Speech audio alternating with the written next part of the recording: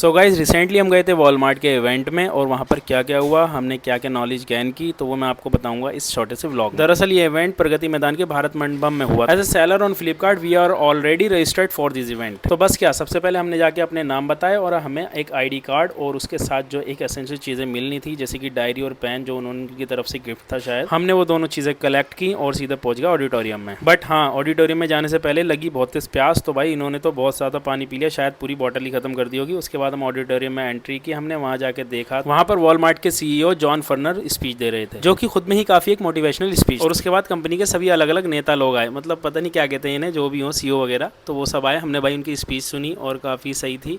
उसके बाद इन्हें कुछ अवार्ड वगैरह भी मिले और उसके बाद ये 2 बजे के करीब थोड़ा सा हम फ्री हुए। उन्होंने कहा ठीक है आप थोड़ा सा रिफ्रेशमेंट ले लो। हम बाहर निकले और जाकर देखा तो भाई वहाँ पर एक और प्रोग्राम चल रहा था बाहर, छोटा सा कुछ उसी से रिलेटेड था वो भी, लेकिन हमने उससे ज्वाइन नहीं किया। हमने जाके सीधा खाने पर अटैक किया क्योंकि भाई बहुत तेज लग रही थी भूख। तो खाने में तो बहुत अच्छी चीज़ें थी वैसे बस, लेकिन ये एक स्नैक टाइप ही था, कोई फुल मतलब खाना वैसा नहीं था, लंच टाइप, क्योंकि दोपहर का टाइम था तो लंच ही कहेंगे ना।